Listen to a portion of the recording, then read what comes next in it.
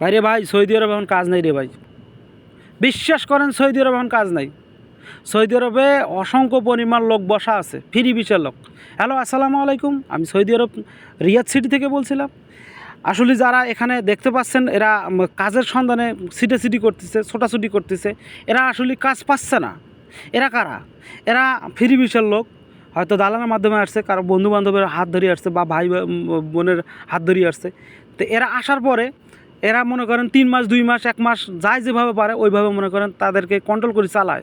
কেন নিয়ে আসি তো আর লোকটাক মনে করেন এই বসে রাখা যায় না।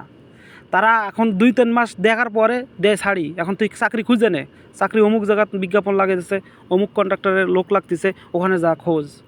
তো এরা যে মনে করেন এই যে লোক লাগবে হইলো কন্ট্রাকশনের কাজের জন্য, কন্ট্রাক্টরের ডিমান্ড দিছে, ডিমান্ড বলতে বিজ্ঞাপন দিছে, এখানে লোক লাগবে 20টা, এখানে লোক 20টা লাগবে। এরা 80 আছে মনে করেন 200 লোক, 300 লোক, 400 লোক। এটা কি সম্ভব ভাই? ওই 200-300 লোক ঘাপার লোক লাগবে 20টা। তো এখন ফ্রি বিষয়ে আসতে গেলে কী করতে হবে আপনার করতে হবে, আপনার ভালো একটা লোক খুঁজি বাই করতে হবে। কীরকম লোক? যায় সৌদি আরব, ওই ভালো লেভেলে আছে, মানে ভালো একটা চাকরি করতেছে, ভালো অপশনাল আছে ওর, বা একটা ভালো চাকরি দিতে পারবে, ভালো একটা স্যালারি দিতে পারবে, ভালো একটা কোম্পানি ধরে দিতে পারবে, তাদের হাত ধরে আপনি বিদেশে আসবেন। এই যে আপনারা বিদেশে আসেন, এই যে সৌদি আরবে, এই যে পুলিশের দাবার খায়, পুলিশের দেশে পাঠিয়ে দেয়, কী কারণে? এই যে গ্যাঞ্জামগুলো ঘটে, এই যে রাস্তায় মনে করেন বিজ্ঞাপন নিয়ে হই চলাচলি করে, এই যে এই কাহিনিগুলো যে ঘটে না, এই কাহিনিগুলো ঘটার কারণ হইলো দেশে পাঠিয়ে দেওয়ার। সেটা হইলো একমাত্র এই ভিড়গুলো করার।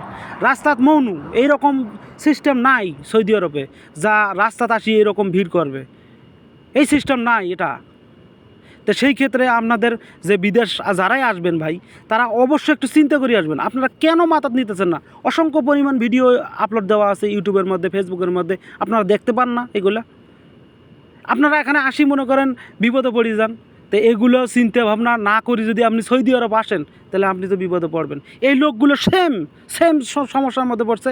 হয়তো কারো 2 মাস 3 মাস 4 মাস 5 মাস এই যে লোকগুলো বসে আছে, এই লোকগুলো কাজ পাচ্ছে না। এইগুলা কেউ কিস্তি নিয়ে এলছে, কেউ ব্যাংকে লোন নিয়ে এলছে। এই যে টাকাগুলো মনে করেন দিতে হবে, কোথা থেকে দেবে? তখন হয়ে যায় অবৈধ হয়ে গেলে মনে করেন আর দিশেহারা, মানে একটা লোকাল লাইফ যে আছে না, এই লাইফটা ধ্বংস হয়ে যাবে। পারবে না দেশে যাইতে, পারবে না এখানে কাজ করতে। তো সেই ক্ষেত্রে এখানে যে আপনারা আসবেন, আসার আগে তো চিন্তা করতে হবে আমি কার মাধ্যমে যাচ্ছি। হয়তো আমার কথাটা ভাই ভালো লাগবো না, কিন্তু যারা লোক নিয়ে এসে তাদের জন্য করলে এই কথাটা মনে করেন খুব গায়ে লাগবে। আরে ভাই, আপনারা যে লোকগুলো নিয়ে এসেছেন, আপনাদের চিন্তা করা দরকার, লোকগুলো যে আমি ঘাপাবো, সেই লোকগুলো কাজ আমাকে দেখতে হবে না? এই যে লোকগুলো যে নিঃস্ব হারা হয়ে আছে রাস্তার মধ্যে ইয়ে করতেছে, এটা কি কেমন দেখা যায়? আমার কথা হইলো, যারাই আসবেন ভাই, তারা অবশ্যই একটু চিন্তা ভাবনা করে আসবেন, ভালো একটা লোক ধরিয়ে আসবেন, না হলে আপনার ক্যারিয়ারটা নষ্ট হয়ে যাবে। তো ভালো লাগলে অবশ্যই লাইক কমেন্ট করবেন, অন্যজনকে দেখার মতো সুযোগ করে দেবেন, শেয়ার করে দেবেন, যাতে মানুষ বুঝতে পারে, দেখতে পারে রিয়াদের অবস্থান কীরকম বা সৌদি আরবের কীরকম অবস্থান। এই ভিডিওগুলো এই কারণেই ছাড়া, যারা আসবেন তারা অবশ্যই ফলো করে আসবেন, দেখবেন, যাচাই করবেন, ঠিক আছে?